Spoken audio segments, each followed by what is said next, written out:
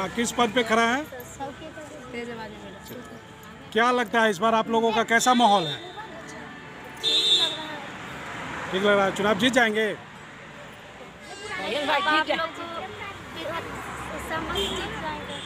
जीत जाएंगे क्योंकि बहुत सारी महिलाएं आपके साथ हैं, तो क्या सारी महिलाएं आपको वोट देंगी ना, ऐसा आपको विश्वास है?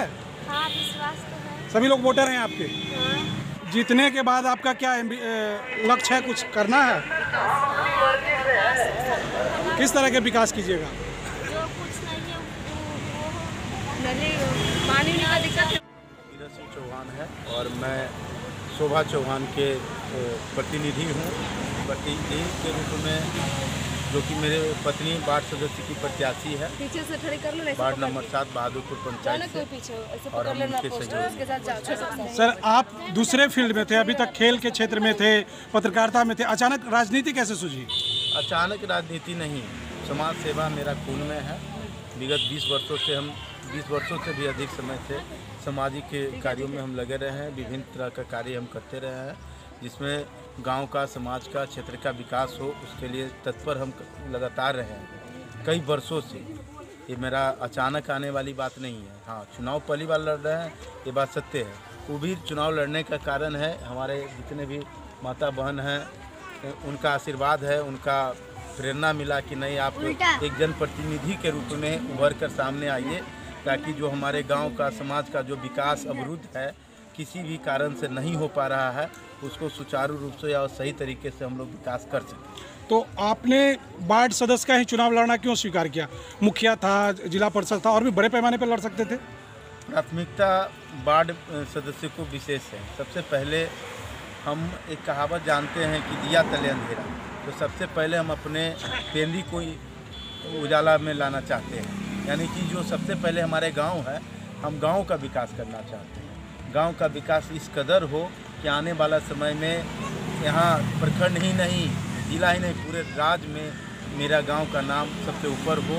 उसके लिए हमारा एक संकल्प है कि हम लोग बेहतर आदर्श ग्राम बनाएं, आदर्श ग्राम की ओर ले जाने की। लेकिन क्या आपके गांव केवल बाढ़ तक सीमित है? क्या आगे नहीं है आपके गांव?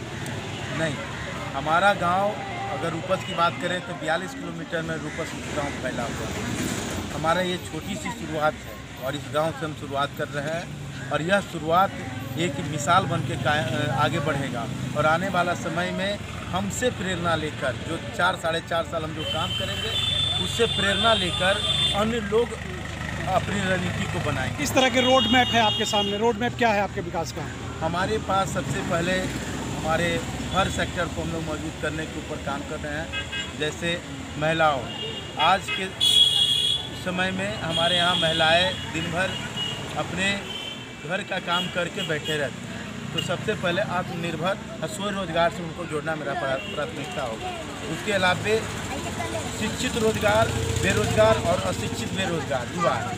हमारे पास सरकार के द्वारा कई ऐसे योजनाएं हैं जिसकी जानकारी हमारे समाज में बहुत सारे लोगों को नहीं होता है, तो सारी योजनाओं को धरातल पर लाना हमारी प्राथमिकता होगी, जिसमें लघु उद्योग, कुटीर उद्योग और मनरेगा, नरेगा के तहत, और मुख्यमंत्री 7 निश्चय योजना 2 जो बिहार सरकार की है, उसमें बहुत सारी योजनाएं इस बार आ रही है, जिसमें सबसे पहले हमारे माँ बहन जो बेरोजगारी के सिरे, जैसे हमारे यहाँ एक है कि संयुक्त परिवार का एक सिस्टम है, 1 कमाओ और 10 खाओ। तो हमारा प्रयास यहाँ होगा हरियाणा की तरह काम करना, जहाँ पे एक नहीं कमाओ, जितने भी है उतने कमाओ, घर पर भी रहो तो काम करो, आत्मनिर्भर बनो, किसी दूसरे के लिए आप आश्रित न हो कि मेरे पति कमा के लाएंगे तो हम खाएंगे, मेरा बेटा कमा के लाएगा तो हम खाएंगे। वह ये सिस्टम को हम यहाँ ख़त्म करने जा रहे हैं, क्योंकि हमें पता है कि भारत सरकार का, बिहार सरकार का कितना योजना है, किस तरह की योजना के तहत हम सभी को आत्मनिर्भर बना सकते हैं। हम तमाम पंचायतवासी, अब तमाम हम अपने ग्रामीणों से निवेदन करेंगे कि इस बार हमको मौका बढ़ चढ़ के दे, ताकि क्या है कि आप एक बार हमको मौका दे, आने वाला समय आपका होगा। हम जानते हैं, हमको भरोसा है कि जिस तरीके के हम काम की प्लानिंग की है, जिस तरीके की हम काम करना चाहते हैं इस समाज के लिए, यहाँ हमारे माँ बहनों के लिए, यहाँ के हमारे बहुत सारे ऐसे हैं कि शिक्षित हैं, रोजगार की कमी के कारण, नौकरी के कारण आज हमारे घर पे बैठे हुए हैं। तो वैसे लोगों को आत्मनिर्भर बनाना मेरा लक्ष्य है। तो क्या आपको लगता है कि छोटे से पद धारण करने के बाद आप इतने बड़े पैमाने पर काम कर पाएंगे? ये पद कोई छोटा और कोई बड़ा नहीं होता है, कर्म बड़ा और छोटा होता है। वार्ड सदस्य ये पद लोगों के लिए छोटा हो, लेकिन मेरे लिए आशीर्वाद होगा। और मैं इसलिए वार्ड सदस्य की चुनाव लड़ रहा हूँ क्योंकि हम भी चाहते हैं कि हमारे ग्राम के जो महिलाएं हैं, जो पुरुष हैं, हम पर भरोसा करें। अब भरोसा का एक बटन वो दबाएं मेरे प्रति, मेरे लिए, और मैं विश्वास दिलाता हूं कि आने वाला समय में हम इस वार्ड सदस्य के नाते और वार्ड के लिए नहीं, हमारे पास विभिन्न योजनाएं हैं, विभिन्न अप्रोच है जहां से हम विकास कर सकते हैं। हम वोट करते हैं वार्ड सदस्य को, मुखिया को, सरपंच को, समिति को, जिला परिषद को, विधायक को, सांसद को, तमाम लोगों को, लेकिन हमारा नज़र होती है मुखिया पे कि मुखिया क्या किया। हम सबको मत देते हैं, हमको सबसे अधिकार है सबसे काम लेने का। और वो आपको बता दूं, मैं अपने आप लोगों के चैनल से मैं भरोसा दिलाता हूं कि जैसे ही मैं वार्ड सदस्य बनूंगा, इस सारे लोगों को, सारे पदधारियों को हम धरातल पर लाने का काम करेंगे और इतना योजना यहाँ पर लाकर रख देंगे, इतना काम लाकर रख देंगे कि यहाँ के लोगों को पता नहीं चलेगा ये काम आ कहाँ से रहा है। हम मुख्यमंत्री साहब निश्चय योजना 2 पे डिपेंडेंट नहीं है, उसके अलावा बहुत सारे योजना है, हम उसको धरातल पर लाएंगे और इस तरीके के लाएंगे कि यहाँ का गांव, ये गांव हमको पूरे बिहार में चर्चा का विषय होगा। ये आपको भरोसा दिलाते हैं। आप अपने वार्ड के मतदाताओं से कुछ कहना चाहेंगे? हम अपने वार्ड के मतदाताओं से यही कहना चाहेंगे कि हम संघर्षशील हैं, गरीब जरूर हैं लेकिन संघर्षशील है। हम किसी को आज तक धोखा नहीं दिए हैं।